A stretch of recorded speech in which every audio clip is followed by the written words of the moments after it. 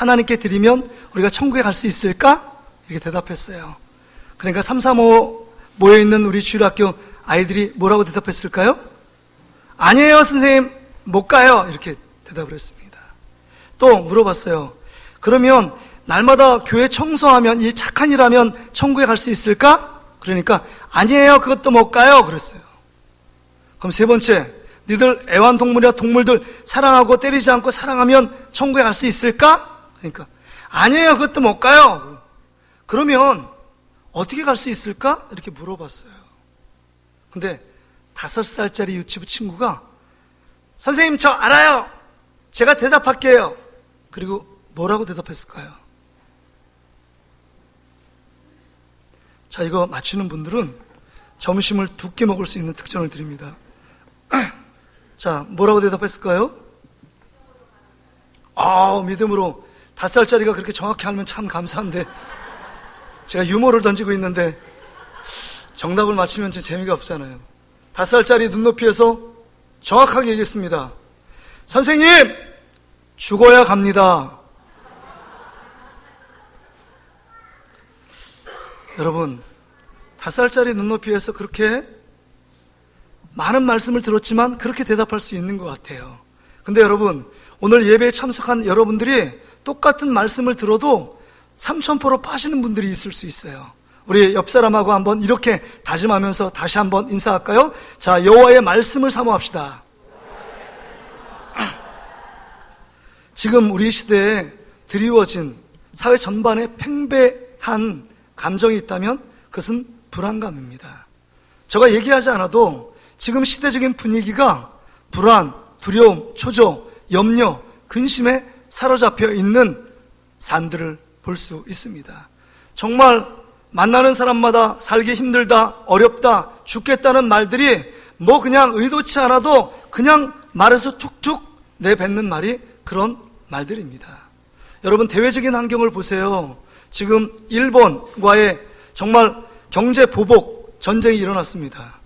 누구 잘못이냐를 떠나서 점점 더 그 보복, 경제적인 문제, 여러분, 그것이 하루아침에 끝나지 않을 것 같아요. 찾아오는 경제적인 어려움의 문제는 고스란히 우리의 짐으로 남아 있습니다. 그렇다고 일본이 잘했다는 말은 절대 아닙니다. 이번에 정말 민족의 자존심을 갖고 힘들고 어렵지만 한 마음으로 정말 단결해서 이 어려움들을 극복해내야 합니다. 자존심을 갖고 한국민의 긍지를 갖고 힘들지만 기도하면서 잘 극복해야 될 과제들이 우리 안에 있습니다. 또 미중 간의 무역 갈등 때문에 찾아오는 어려움이 우리 수출 주도형 경제의 구조를 갖고 있는 우리에게 큰 타격으로 다가오고 있습니다. 그 기업하는 사람은 참 힘들다고 말하고 있습니다. 구멍 가게 하는 분들도 힘들다고 이구동성으로 말합니다. 뿐만이 아닙니다. 그것만이 아니에요. 정말 사드 이후로 중국과의 경제적인 활동들이 완전하게 복원되지는 않았습니다. 뿐만 아니라 연일 우리 속도 모르는 북한은요, 미사일 발사를 쏟아내고 있습니다. 어제도 발사를 했대요. 그러니까 남북 간의 화해 무드가 들어서서 경제적인 활동이 점점 더 이렇게 조금 더 활성화될 기미가 보였는데, 여러분, 연일 미사일 발사 때문에 여러분, 북한 간의 남북 간의 갈등의 문제는 여러분, 경제적인 문제 직격탄을 맞습니다. 그래서 여러 가지 어려움이 점점 더 엎친 데 덮친 격으로 가중되고 있는 이 현재의 한국의 경제 상황을 볼 수 있습니다. 그러기에 사람들에게 드려진 마음들은 앞으로 미래가 어떻게 될까? 내가 다니는 직장이 안전할까? 내가 하고 운영하고 있는 기업들이 계속 10년, 20년 동안 계속 유지될 수 있을까? 이런 불안감, 두려움이 우리 마음 가운데 깔려 있습니다. 여러분, 경제적인 어려움에 대한 불안감, 두려움만이 우리 가운데 드는 것은 아니죠. 우리 온통 사방이 불안함의 그 지뢰밭을 우리가 걷고 있습니다. 여러분, 지난 5월 달에 정말 모든 국민을 불안하게 떨게 만들었던 사건이 다른 지역도 아니고 우리 신림동 지역에서 있었습니다. 20대 여성이 귀갓길에 30대 남성이 그 뒤를 밟아서 성폭행하려고 하는 미수 사건이 여러분 CCTV에 여러분 전국에 방송됐습니다. 정말 문이 조금 순간에 닫히지 않았다면 큰 낭패를 볼 수 있는 위험천만한 일들이 여러분 우리가 살고 있는 우리 인근의 신림동 지역에 일어났다는 겁니다. 정말 우리 자녀들을 또 부녀자들을 안심하고 살아갈 수 있는 공간인가, 그렇게 생각하면 저도 딸을 가지고 있는 아빠 입장으로 참 불안하다라는 마음을 지울 수가 없습니다. 때로 친구네 집에 가서 아빠가 못된 짓을 해서 그 아이를 죽였다 뭐 이런 얘기들 TV에서 듣잖아요. 근데 하루는 아빠 나 친구 집에 가서 놀고 올게 이런 말을 하는 거예요, 우리 딸이. 근데 마음이 뭐 저희 때도 뭐 친구 집에 가서 놀고 오는 거 흔한 일 아닙니까? 근데 뭐 아들은 별로 걱정 안 되는데 딸이 거기 친구 집에 놀러 간다니까 이걸 보내야 되나? 딸 그러지 말고 친구 집에 가지 말고 그냥 집에 들어와라. 제가 이런 마음이 드는 거예요. 왜 그럴까요? 딸에 대한 불안한 감정이 들기 때문입니다. 여러분 가운데 지금 드리워진 마음 가운데 어떤 불안함이 있습니까? 앞으로 막연한 노후에 대한 불안함이 있습니까? 아니면 내가 노후를 여러 가지 경제적으로 준비된 것이 없는데 내가 앞으로 어떻게 살까? 이런 것에 대한 두려움입니까? 아니면 건강에 대한 불안함입니까?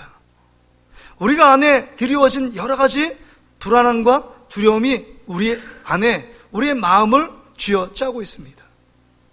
그런데 여러분, 우리 안에 이렇게 두려운 마음이 점점 더 증폭되면 증폭될수록 우리 안에 더 강하게 반발하는 안전에 대한 욕구가 있어요. 그래서 미국의 유명한 심리학자이며 철학자인 메슬로우가 인간 안에는 5가지 기본적인 욕구가 있다고 했습니다. 그 밑바닥이 피라미드처럼 되어 있는데 가장 큰 욕구가 생리적인 욕구예요. 본능적인 욕구. 자고 싶고 먹고 싶고 그런 거. 이게 생리적 욕구가 제일 기본적인 욕구고, 그 다음에 두 번째 욕구가 무슨 욕구냐? 안전에 대한 욕구예요. 안전하지 않으면, 늘 불안하면 안전한 것을 찾게끔 되어 있습니다. 몸부림칩니다. 불안한 세상 속에 살면 무언가 안전을 담보하려고 안전의 동아줄을 잡는 게 우리의 본능적인 욕구 가운데 있다는 겁니다. 세 번째 욕구는 여러분 그 소속력이에요. 소속하고 싶은 욕구. 그 다음 네 번째는 종교의 욕구. 5번 마지막에는 자아실현의 욕구가 5가지 욕구로 얘기합니다. 그런데 참 놀라운 것은 본능적인 욕구 다음에 안전의 욕구가 우리 가운데 가장 큰 욕구 중에 하나라는 거죠. 그래서 여러분, 지금 경기가 참 안 좋습니다. 주식이 폭락하고 주식의 가치가 막 떨어져요. 그러니까 돈 있는 사람은 안전한 투자를 위해서 막 정말 안전한 투자가 무엇인가를 찾고 그것을 향하여 달려가는 사람들이 참 많이 있습니다. 그래서 실물인 금을 또 사는 사람들이 있어요. 금값이 올라갈 때요. 그러니까 우리는 더 여러 가지 불안하니까 더 안전한 것을 위해서 더 안전한 음식을 찾습니다. 또 미세먼지가 또 창궐하니까 그 공기가 좋은 곳을 찾습니다. 또 여러분, 정말 우리가 교통사고가 더 많은 세상 가운데 살기 때문에 더 안전한 차, 더 안전한 집, 더 안전한 곳, 그것을 찾는 게 우리의 삶의 모습입니다. 조금만 더 여유가 있고 조금만 더 돈이 있으면 그곳을 찾아 떠나는 것이 우리의 본능적인 욕구라는 거죠. 근데 여러분, 우리의 문제는 뭐냐? 이런 정말 안전한 곳을 찾아서 정말 안전하다고 생각하는 직장을 찾고 그 직장을 붙잡았는데 가끔가다 그것이 정말 안전할 것이라고 생각하고 내 인생을 정말 평안하게 인도할 거라고 생각했는데 결국은 그 안전한 것이 나를 배신하고 부도를 맞게끔 할 때가 한두 번이 아니라는 겁니다. 빨간 비상등이 켜지고 내가 안전할 거라고 생각하는 직장을 잡았는데 갑자기 명예퇴직하라고 말하고 정말 회사에서 잘리는 일들이 벌어지고 정말 어제까지 참 안전한 기업이었는데 부도 처리가 나는 기업들이 참 많이 있습니다. 돈을 맡기면 안전한 은행이라고 그랬는데 은행조차 망하는 시대에 우리가 살고 있습니다. 여러분, 예전에 공무원 하면, 예전에 교수하면 철밥통이라 해서 한번 들어가면 영원한 평생 직장이다 라고 생각했지만 지금은 그런 시대는 아닙니다. 교수도 잘리는 시대입니다. 연구 업적을 마달 1년에 몇 편씩 영어로 대한 논문을 5편 정도 발표하지 않으면 여러분 잘리게 돼 있어요. 철밥통이 없습니다. 안전한 직장은 옛날 이야기입니다. 내가 붙은 생명줄 같은 동아줄이라고 생각했는데 여러분, 우리가 붙잡는 그것이 안전한 줄이 아닐 수 있다는 겁니다. 그렇다면 여러분, 우리가 무엇을 붙잡아야 안전할까요? 우리가 무엇을 붙잡아야 우리 안전 욕구를 채워주고 마음의 평강과 기쁨 가운데 살아갈 수 있을까요? 근데 우리 안에 더 큰 문제는 무엇이냐? 여러분, 우리도 압니다. 우리도 알아요. 이거 붙잡으면 안전하지 않고 어느 순간에 그래도 이것이 정말 무너져 내릴 수도 있다는 가능성도 있지만 붙잡을 수 있는 다른 것이 없기 때문에 이젠 돈을 붙잡습니다. 명예를 붙잡아요. 명예를 붙잡기 위하여 여러분, 국회의원 되기 위해서 4번 낙선했지만 5번 도전하고 5번 떨어지면 6번 도전하는 이유가 뭘까요? 권력 한번 잡으면 그 전까지 내가 정말 여러 가지 모자랐던 부분, 그 다음에 손해봤던 부분을 한순간에 채울 수 있다는 기대감이 있는 거 아닙니까? 그러니까 예전에 잡았던 줄이 썩은 동아줄처럼 보였지만 그래도 잡을 것이 없으니까 그것을 잡고 매달려 가고 있는 우리의 모습이 우리들의 현주소예요. 현주소. 붙잡을 거 없으니까 그 전보다 조금 더 붙잡으면 더 안전할 것이라고 생각하는 것을 또 붙잡고 있는 우리의 모습입니다. 여러분, 제가 한때는 삼성, 현대보다 더 잘 나가는 기업이 있었잖아요. 대우가 꿈의 직장, 대우라는 대기업에 정말 입사하기를 원했던 그 시대가 있었습니다. 근데 여러분, 하루아침에 대기업인 대우가 무너질 줄 누가 알았겠어요? 상상도 할 수 없었습니다. 그렇게 큰 기업인 대우가 무너지잖아요. 그렇죠? 여러분, 우리나라는 지진의 안전지대라고 할 수 있습니다. 그래서 일본의 지진에 한태평양 조산대에서 지진을 하지만 우리나라는 그래도 안전해 라고 얘기했는데 1916년도 경주 리터 지진계 5.7 이걸 맞을 줄 누가 알았겠어요? 제가 그때 아파트 소파에 앉았는데 갑자기 제가 이렇게 있는데 쭉 제가 이렇게 눕지도 않았는데 한번 이렇게 아파트가 제 몸에 쭉 기우는 느낌을 확 들었어요. 이거 뭐야? 아파트 무너졌나? 여러분, 경주에서 난 지진이 그 진동 파장이 서울까지 느껴질 정도입니다. 지금 이제 우리나라가 지진 안전지대가 아닙니다. 안전한 지대가 없어요. 우리가 살고 있는 곳이 뭐가 안전합니까? 우리의 건강 문제, 또한 우리의 생활적인 문제, 경제적인 문제, 정치적인 여러분, 안전한 곳은 아무데도 없습니다. 여러분, 이런 상황 속에서 우리는 어떤 것을 붙잡고 어떤 것을 내가 마음에 새겨야 평안을 누리고 안전을 유지할 수 있는가 하는 것입니다. 오늘 본문, 그 해답이 오늘 본문에 주어져 있습니다. 여러분, 시편 23편을 보세요. 시편 23편은 모든 성도들이 가장 많이 암송하고 가장 많이 보고 가장 좋아하는 장이 시편 23편입니다.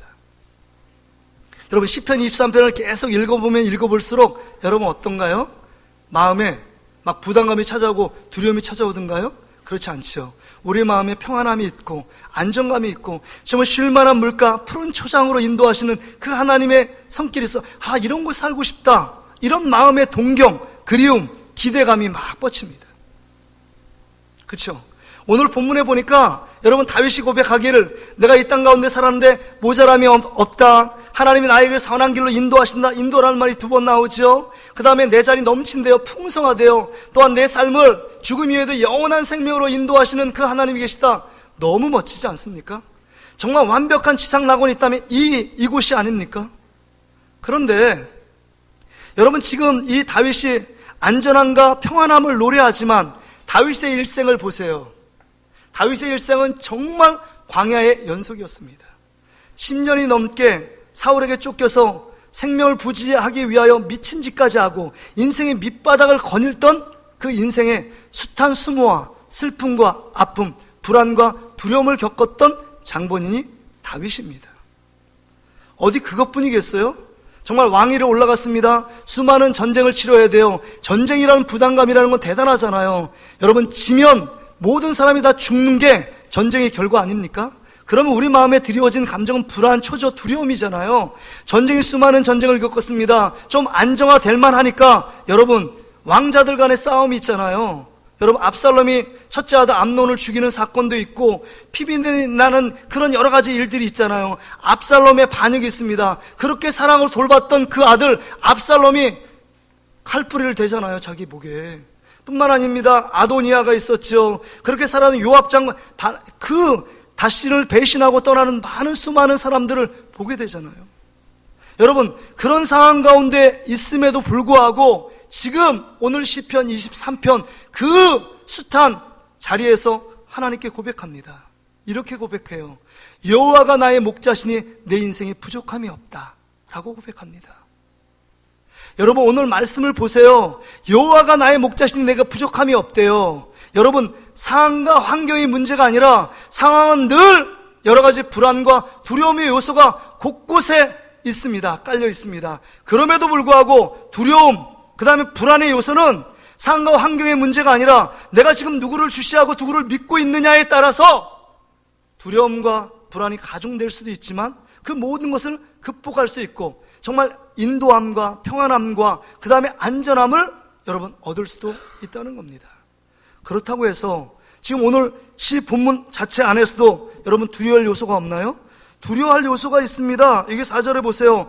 내가 사망의 음침한 골짜기를 다닐지라도, 내가 사망의 음침한 골짜기를 다닐지라도 두려워하지 않는 것은 주께서 나와 함께 계시기 때문에, 목자 되시는 그 하나님께서 나와 함께 계시기 때문에, 여러분 주의 지팡이와 막대기가 나를 안으시기 때문에 이 두려움 속에서도, 이 불안 속에서도 능히 극복할 수 있었다라고 고백하고 있는 것입니다.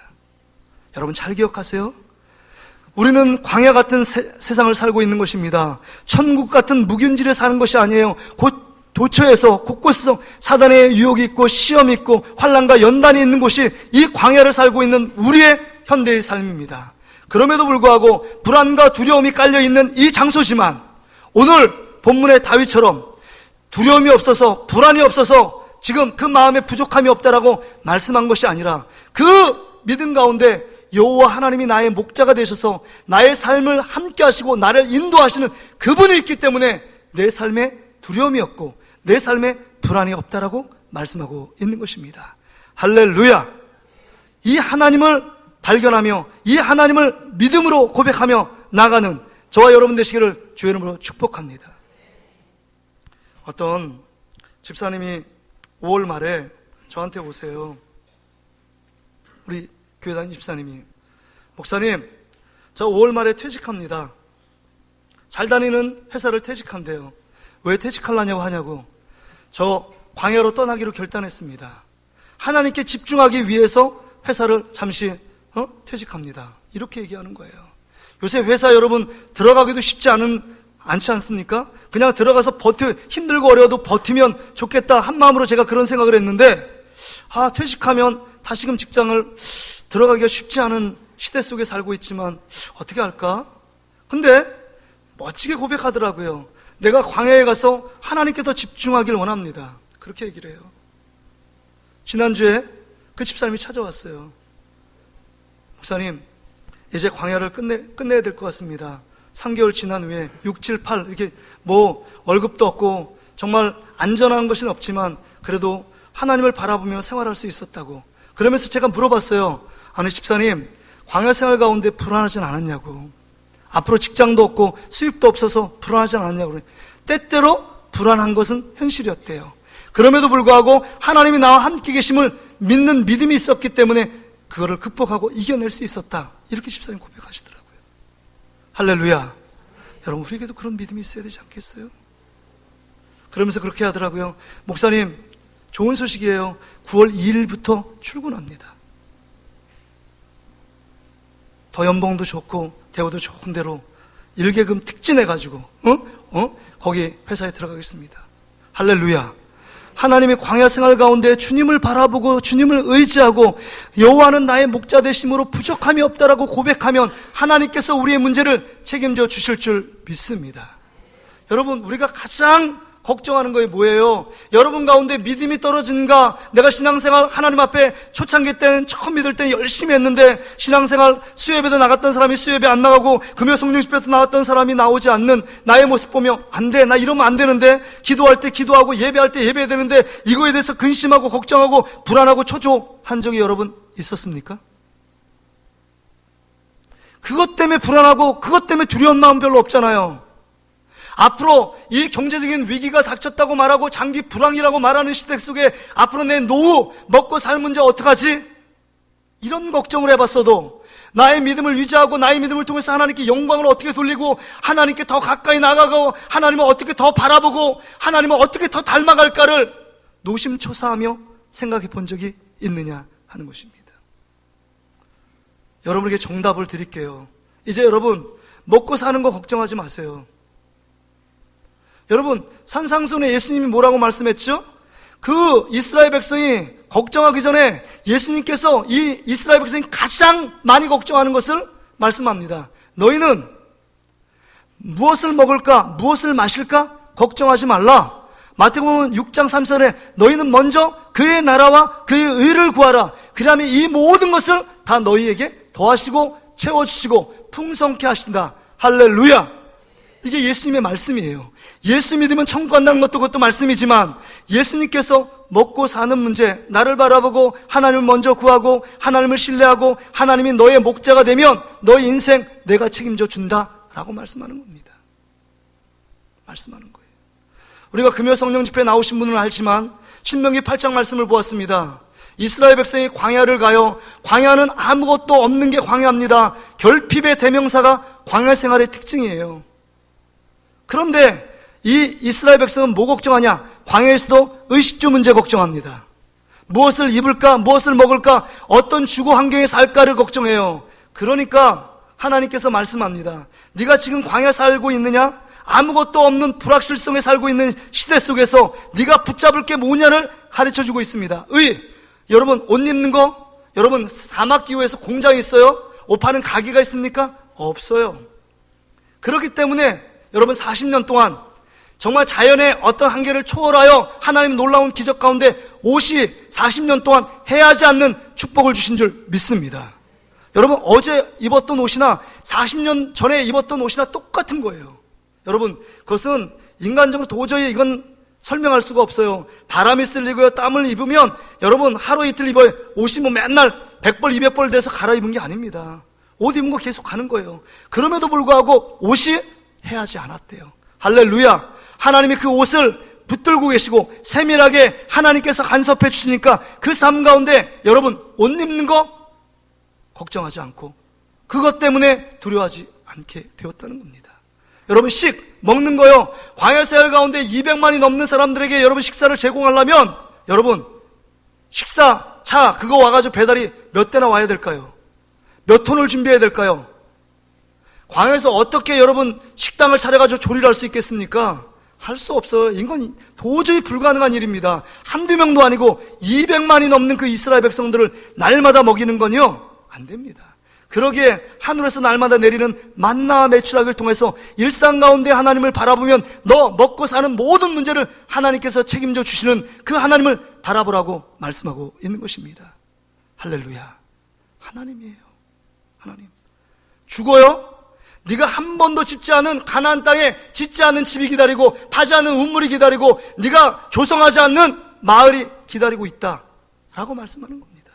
의식주 문제는 네가 걱정할 것이 아니라 내가 걱정한다. 그러기에 나만 바라보고 하나님 너의 만나가 아니라 입에 나오는 하나님 말씀에 순종하며 너희 걸어가면 너의 인생을 안전하고 평탄한 길로 인도하시는 하나님의 놀라운 역사를 체험하게 될 줄 믿습니다. 여러분 여기서 고백하잖아요. 여호와가 나의 목자래요. 여러분 양과 목자예요. 목자는 하나님이고 양은 우리입니다. 여러분 양이 푸른 풀밭 걱정해요. 쉴만한 물가로 어디에 내비게이션 쳐가지고 지금 신림동에서 풀밭 다 뜯어먹었으니까 상도동으로 가야겠네. 봉천동에 물이 있대. 내비게이션 치면서 여기 풀밭을 2시간 뜯어먹다가 1시간 거리에 있는 봉천동 가서 물 먹어야지. 양이 걱정해요 안 해요? 절대로 양은 걱정하지 않습니다. 푸른 풀밭과 쉴만한 물가로 인도하게 하시는 분은 누구십니까? 누구세요? 지금 목자라고 얘기하잖아요. 목자. 그가 나를 푸른 풀밭에 누이시고 여호와 목자 되시는 그 하나님이 나를 푸른 풀밭에 누이시고 쉴만한 물가로 인도하시고 내 영혼을 수생시키시고 자기 이름을 위해 이게 지금 주어가 하나님이 그 일들을 행하신다라고 고백하고 있는 것입니다. 하나님이 하십니다. 여러분 의식주 문제, 먹고 사는 문제는 하나님께서 책임져 주실 줄 믿습니다. 우리의 문제는 뭐냐? 그것을 하나님이 하신다는 믿음이 없는 게 문제예요. 믿음이 떨어진 게 문제입니다. 믿음이 떨어지니까, 믿음이 밑으로 가라앉으니까 뭐가 쭉 수면 위로 올라오느냐? 불안과 두려워하는 감정이 올라와요. 그러니까 여러분, 지금 사회 전반에 깔려있는 이 두려움, 불안의 요소가 그냥 무시하면 안 돼요. 불안 속에 나도 지금 함몰돼서 불안 때문에 나 미래 어떻게 하지? 초조, 두려움 가운데 빠져 있다면 여러분의 믿음을 작동할 수 없는 것입니다. 그러기에 여러분, 그런 불안한 감정이 들면 들수록, 고개를 쳐들면 들수록 여호와는 나의 목자 되시는 그 하나님을 바라보고 그 하나님이 우리와 함께 계셔서 이 폭풍 중에도, 이 고난 속에서도, 이 광야 생활 속에서도 하나님이 우리를 지키시고 우리를 안전한 하나님의 나라로 인도해 가시는 그 하나님을 경험할 수 있기를 주의 이름으로 축복합니다. 여러분, 제가 이 본문의 말씀을 의지하면서 제가 어제 이렇게 기도를 막 하고 있는데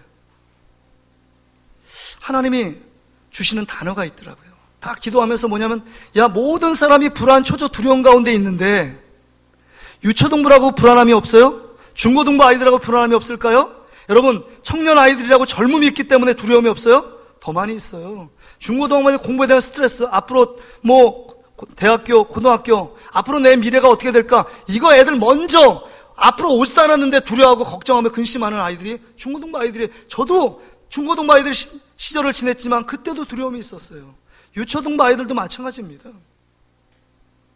우리 엄마 아빠가 계속적으로 경제활동을 할 수 있을까? 본능적으로 유초등부 아이들은 걱정을 해요. 그런 것도 걱정합니다. 여러분, 이렇게 걱정하는 동안에 하나님이 저에게 주시는 단어가 딱 생각났어요. 이렇게 지금 우리 교회 안에 이런 불안함이 초조가 있는데 이 단어를 주시더라고요. 생명싸개라는 단어예요. 생명싸개. 제가 사무엘상 25장 읽으면서 정말 위로가 됐어요. 생명싸개로 우리를 보호하시고 축복하시는 분이 누구시냐? 우리의 목자 되시는 하나님 아버지인 줄 믿습니다. 생명싸개예요. 폭풍 가운데 지나지만, 고난 가운데 지나지만, 수많은 짐승떼들이 언제 출현할지 모르는 이 광야를 지나고 있지만, 불뱀과 전갈이 득실되는 광야 가운데 있지만 생명싸개로 우리를 보호하시고 인도하신대요. 여러분, 사무엘상 25장 29절 말씀 한번 읽어볼까요? 한번 여기에 나옵니다. 한번 읽어보세요. 시작. 사람이 일어나서 내 주를 쫓아 내 주의 생명을 찾을지라도 내 주의 생명은 내 주의 하나님 여호와와 함께 생명싸개 속에 쌓였을 것이요 내 주의 원수들의 생명은 물매로 던지듯 여호와께서 그것을 던지시리이다. 할렐루야. 할렐루야. 여러분, 그 본문을 그냥 두세요. 이 본문의 배경이 이런 것입니다. 여러분, 이 다윗이 사울을 쫓김을 당하고 있어요. 아둘람 공동체, 자기도 살기 힘든데 300, 400, 600 그 군사들과 거기에 있는 소외된 사람들과 함께 그 군락을 이루어 지내고 있습니다. 근데 여러분, 군량미가 없잖아요. 근데 나발이라는 부자가 있습니다. 나발의 부자, 양과 염소 그 소를 잘 보호해주고 옆에 있는 부락에서 또는 도적대에서 막아줍니다. 그리고 나서 이 다윗이 나에게 좀 군량미 그 떡과 물을 달라고 그렇게 얘기합니다. 근데 나발이요, 니들이 누군데 나한테 떡과 물을 요구하냐고 이런 지하에 거절합니다. 그래서 자기가 베푼 은혜를 생각하지 못하고 그 호의를 생각하지 못하고 이런 저의 단칼에 거절하는 나발의 말을 듣고 다윗이 열받습니다. 그래서 칼을 들어서 모든 나발과 나발에 있는 모든 사람들을 진멸하러 지금 출동하고 있는 것입니다. 근데 나발의 아내가 너무 지혜로운 여인이에요. 그 여인이 아비가일입니다. 아비가일이 그 앞에 무릎을 탁 꿇으면서, 자, 다윗 장군이시여, 좀 용서해달라고, 우리 남편의 무지함과 완악함을 용서해달라고, 지금 그 사람들을 다 쳐서 죽이면 앞으로 후대에 당신이 왕이 될 때 정말 그 역사에 오점을 남기는 일이라고, 그냥 그 사람들을 죽여서 그 역사에 흠집을 내는 필요가 없다고 얘기하면서 그렇게 얘기해요. 다윗 왕이 될 텐데 이제는 앞으로 그 자기를 쫓는, 생명을 쫓는 사울은 죽을 것이고 다 진멸할 것이고 하나님이 생명싸개로 다윗 앞으로의 왕, 이 왕을 보호하고 인도하실 거라고 이렇게 믿음으로 고백하며, 아비가일의 말이 지금 믿음의 고백이 여기에 담겨 있어요. 내 주의 하나님 여호와와 함께 생명싸개 속에 쌓였을 것이요, 이제는 어떤 것이 다윗의 생명을 정말 노리는 자가 없고 하나님이 생명싸개 가운데 보호함을 받고 있기 때문에 하나님이 그와 함께 있어서 생명싸개로 그 다윗과 다윗의 모든 무리를 지키고 있기 때문에 안전하다는 것입니다. 할렐루야. 하나님이 여러분을 생명싸개로 보호하시고 인도하시는 하나님인 줄 믿습니다.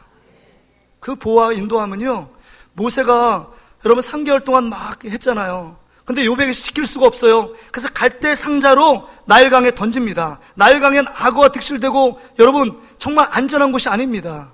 그럼에도 불구하고 이 갈대 상자에 석청이를 딱 바릅니다. 근데 갈대 상자의 원어의 뜻이 그 이후에 노아 방주의 의미하고 똑같은 거예요. 그러니까 이 풍랑이 치고 물결이 치지만 악어들이 있지만 갈대 상자에 여러분 모세가 보호함을 받고 그 다음에 여러분 방주에 그 노아의 8가정이 보호함을 받은 것처럼 그 보호함이 여러분 뒤에 가서 예수 그리스도의 십자가를 통하여 보혈의 그 보호함을 받고 우리의 모든 죄악들이 예수 그리스도의 십자가 보혈의 피로 말미암아 생명싸게 쓰여져서 가장 안전한 곳으로 우리를 인도하시는 그분이 누구냐? 나의 목자 되시는 하나님이라고 말씀하고 있는 것입니다. 그 하나님을 바라볼 수 있기를 바랍니다. 그 하나님이 우리를 날마다 지키고 있는 줄 믿습니다. 죽음 이후에도 여러분 내가 여호와의 집에 영원히 살겠다는 거예요. 이 땅뿐만 아니라 죽음 이후에도 우리의 생명을 영원한 생명으로 인도하시는 그분이 누구냐? 나의 목자 되시는 하나님이에요.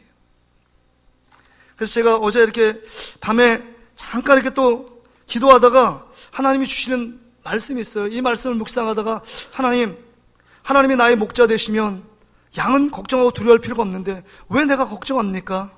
이렇게 하나님께 기도하는데 하나님 뭐라고 해요? 문득 뭐냐? 야, 내가 누구야? 내가 너의 아버지야.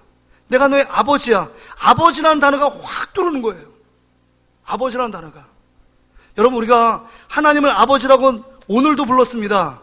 여러분, 사도신경 성경 제일 앞부분을 보세요. 하나님이 어떤 분입니까? 사도신경 전능하사 천지를 만드신 하나님 아버지를 내가 믿사오며. 근데 아버지는요, 육신의 아버지도 있어요. 육신의 아버지는 한계가 있습니다. 할 수 있는 일이 있고 할 수 없는 일이 있어요. 근데 하나님 아버지래요. 하나님이 누구십니까? 이 우주 만물을 창조하신 분이에요.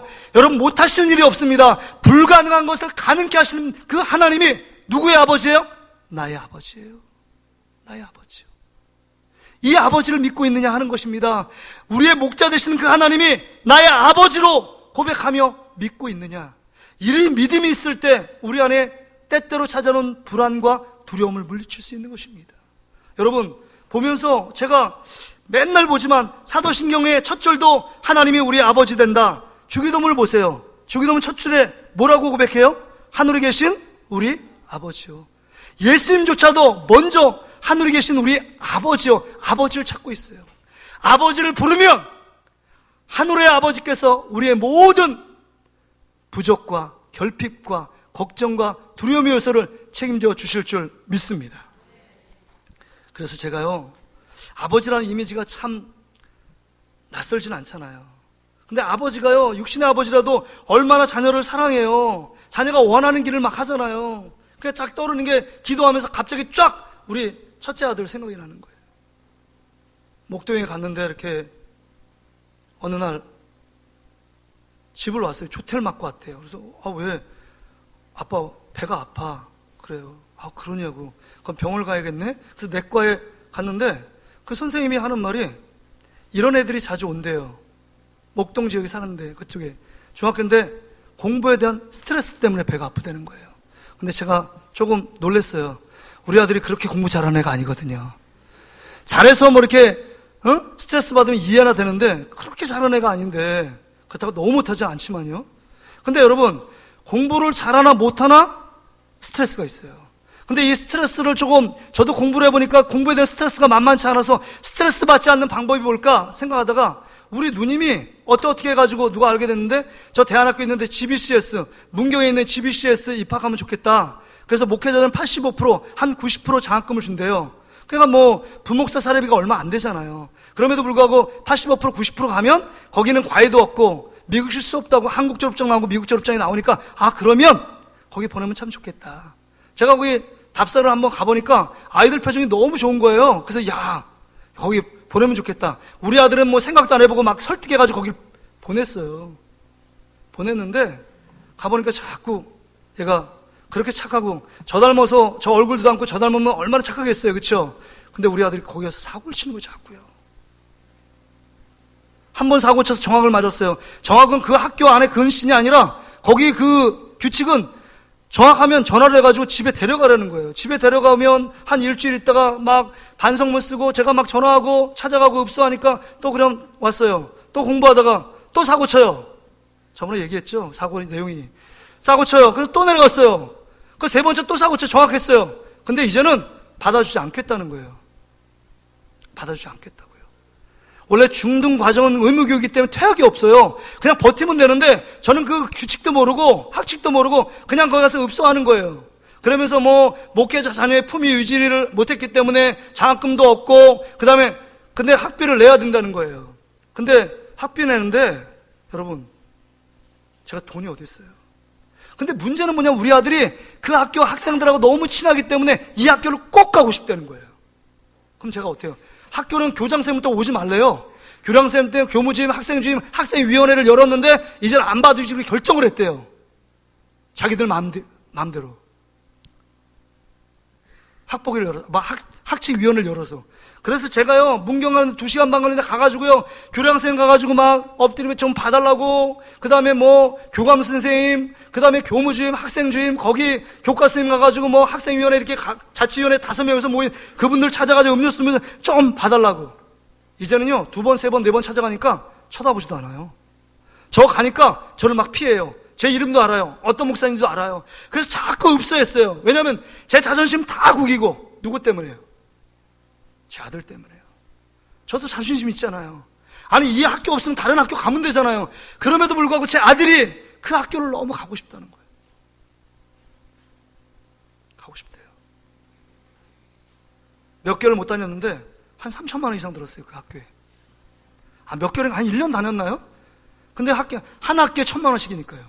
학비가. 근데 여러분 돈이 문제가 아니에요. 돈은 꺼가지고 해결하면 되는데 학교에서 오지 말라고 하니까 이게 문제가 되는 거예요. 또 읍소했어요. 결국은 학교에서 오라 하다가 이제 그 어려운 문제 가운데 하나님을 만나게 되고 다른 학교로 전학하는 좋은 길을 열어주셨지만 여러분 내가 아버지잖아요. 아버지가 여러분 이 자녀가 울부짖으며 마음에 이거 하고 싶다고 얘기하는데 정말 내 장기를 팔아서도 하고 싶은 게 우리 부모의 심정 아니에요? 그렇다면 우리가 믿고 있는 하나님 아버지가 어떤 존재라는 것을 여러분 아신다면 우리가 뭐 때문에 불안하고 있어요? 뭐 때문에 두려움의 늪속에 빠져서 옴짝달싹할 수 없는 우리의 삶을 살아가고 있습니까? 여러분, 우리는 하나님의 자녀인 줄 믿습니다. 나는 하나님의 자녀예요. 하나님이 우리의 목자 되십니다. 하나님이 우리의 아버지 되십니다. 하나님이 우리를 영원한 곳까지 인도하시는 그 하나님의 놀라운 사랑과 은혜를 한 몸에 받고 있는 자가 우리라는 사실을 고백해야 돼요. 그럼에도 불구하고 우리의 문제는 그 하나님을 믿는 믿음에서 떨어져 있기 때문입니다. 세상은 너무 크게 보이고 하나님이 보이지 않는 거예요. 믿음이 떨어지니까 두려움, 불안, 초조, 낙심이 찾아온 것입니다. 여러분, 다시 한번 나는 하나님의 자녀임을 깨닫고 우리 하나님은 나의 목자가 되시며 우리 하나님은 나의 아빠, 아버지 되신다는 사실을 믿고 믿음 가운데 달려가면 두려움 가운데 있는 세상 가운데 두려움이 없어서 평안한 것이 아니고 정말 걱정 근심이 없어서 내가 마음이 안전한 것이 아니라 그 상황 가운데 있지만 상황과 환경은 바뀌지 않았지만 하나님이 나의 목자 되시고 그 하나님이 나의 아버지 되심으로 내 인생 가장 평안하고 가장 안전하고 가장 복된 인생을 누리게 될 줄 믿습니다.